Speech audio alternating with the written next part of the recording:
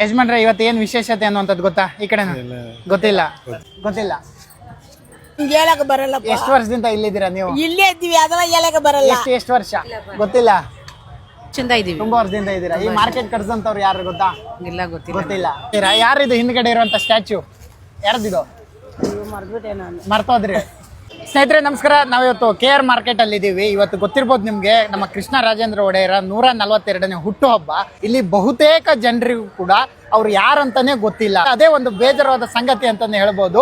ಕರ್ನಾಟಕಕ್ಕೆ ಸಾಕಷ್ಟು ಕೊಡುಗೆಯನ್ನು ಕೊಟ್ಟಂತವ್ರು ನಮ್ಮ ಒಡೆಯರು. ಇಲ್ಲಿ ಇರುವಂತವ್ರು ಅವ್ರನ್ನ ದೇವ್ರ ರೀತಿಯಲ್ಲಿ ಆರಾಧಿಸ್ಬೇಕು, ಪೂಜಿಸ್ಬೇಕು. ಶಿಕ್ಷಣ ಆಗಿರ್ಬೋದು, ಸಾಂಸ್ಕೃತಿಕ ಆಗಿರ್ಬೋದು, ಆರೋಗ್ಯ ಆಗಿರ್ಬೋದು, ಉದ್ಯೋಗ ಆಗಿರ್ಬೋದು, ಪ್ರತಿಯೊಂದು ಕ್ಷೇತ್ರದಲ್ಲಿ ಅವ್ರದ್ದೇ ಆದಂತ ಕೊಡುಗೆ ಕೊಟ್ಟಿದ್ದಾರೆ ನಮ್ಮ ಮಹಾರಾಜರು. ಕಟ್ಟಿರುವಂತದ್ದು 1928ರಲ್ಲಿ ಎಲ್ಲರೂ ಕೂಡ ಮುಕ್ತವಾಗಿ ವ್ಯಾಪಾರ ಮಾಡ್ಲಿ ಅನ್ನುವಂಥದ್ದು ಕೊಟ್ಟಿರುವಂತದ್ದು.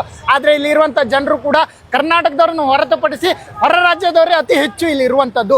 ಯಾರೇ ಇರಲಿ, ವ್ಯಾಪಾರ ಮಾಡೋಕೆ ಒಂದು ಅವಕಾಶ ಕೊಟ್ಟಿದ್ದಾರಲ್ವಾ, ಇದರಿಂದ ಅವ್ರ ಹೆಸರನ್ನ ನಾವು ಬಳಸ್ಕೋಬೇಕು ಅನ್ನುವಂಥದ್ದು ಇಲ್ಲಿ ಯಾರಿಗೂ ಕೂಡ ಗೊತ್ತಿಲ್ಲ. ಕರ್ನಾಟಕ ಅಭಿವೃದ್ಧಿಗೆ ಅವರು ಭದ್ರ ಬುನಾದಿ ಹಾಕಿರುವಂತವ್ರು. ನಾವೆಲ್ಲ ಹೇಳ್ತೀವಿ ಮೈಸೂರು ಹುಲಿ ಟಿಪ್ಪು ಸುಲ್ತಾನ್ ಅಂತ ಹೇಳ್ತೀವಿ. ನಿಜವಾಗ್ಲೂ ಮೈಸೂರು ಹುಲಿ ಅನ್ಬೇಕಾಗುದು ನಮ್ಮ ಒಡೆಯರಿಗೆ ನಾವು ಹೇಳ್ಬೇಕಾಗಿರೋದು.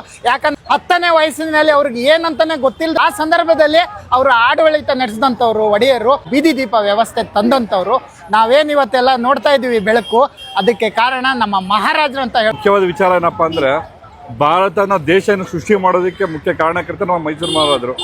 ಒಕ್ಕೂಟ ವ್ಯವಸ್ಥೆಗೆ ಸೇರಬೇಕು ಅಂತ ಬಂದಾಗ ಯಾವುದೇ ರಾಜಮಾತೆಗಳು ಮುಂದೆ ಬಂದಿರಲಿಲ್ಲ. ಮೊದಲು ಮುಂದೆ ಬಂದಿದೆ ನಮ್ಮ ಮೈಸೂರು ಸಂಸ್ಥಾನ. ಅವ್ರು ಮುಂದೆ ಬಂದಾಗಲೇ ಬೇರೆ ರಾಜವಂಶರು ಬಂದ್ಬಿಟ್ಟು ನಾವು ಒಕ್ಕೂಟಕ್ಕೆ ಸೇರ್ತೀವಿ ಅಂತ ಬಂದರು. ಬಟ್ ಈ ಒಕ್ಕೂಟ ವ್ಯವಸ್ಥೆ ಸೇರ್ಕೊಂಡಿದ್ದಾದ್ಮೇಲೆ ನಮ್ಮ ಕನ್ನಡಿಗರಿಗೆ ಹಾಕಿರ್ತಕ್ಕ ಅನ್ಯಾಯ ಅಷ್ಟಿಷ್ಟಲ್ಲ. ಗ್ರೇಟರ್ ಬೆಂಗಳೂರು, ಸ್ಮಾರ್ಟ್ ಬೆಂಗಳೂರು ಅಂತ ಎಲ್ಲ ಮಾಡಕ್ ಹೊಟ್ಟಿದ್ದೀರಾ. ಆದ್ರೆ ನಿಜವಾಗ್ಲೂ ಹೇಳ್ಬೇಕಂದ್ರೆ ಇರೋದನ್ನ ಉಳಿಸ್ಕೊಳ್ಬೇಕು, ಇರೋದನ್ನ ಕಾಪಾಡಬೇಕು. ಅದು ಸ್ಮಾರ್ಟ್ ಬೆಂಗಳೂರು, ಅದು ಗ್ರೇಟರ್ ಬೆಂಗಳೂರು. KR ಮಾರ್ಕೆಟ್ ಅಲ್ಲಿ ಒಡೆಯರದೊಂದು ಸ್ಟ್ಯಾಚ್ಯೂ ಇದೆ. ಆ ಸ್ಟ್ಯಾಚ್ಯೂಗೆ ಸುತ್ತಮುತ್ತ ಕಾಂಪೌಂಡ್ ಏನೂ ಇಲ್ಲ. ಕಸ ಕಡ್ಡಿ ಎಲ್ಲ ಕೂಡ ಇಲ್ಲೇ ಬಿಸಾಕ್ತಾರೆ. ಅದ್ರ ಬಗ್ಗೆ ಇದು ಸಂಬಂಧಪಟ್ಟ ಅಧಿಕಾರಿಗಳು ಒಂದ್ ಸ್ವಲ್ಪ ಗಮನ ಹರಿಸ್ಬೇಕಂತ ನಾನು ಕೈ ಮುಗಿದು ಕೇಳ್ಕೊಳ್ತೀನಿ.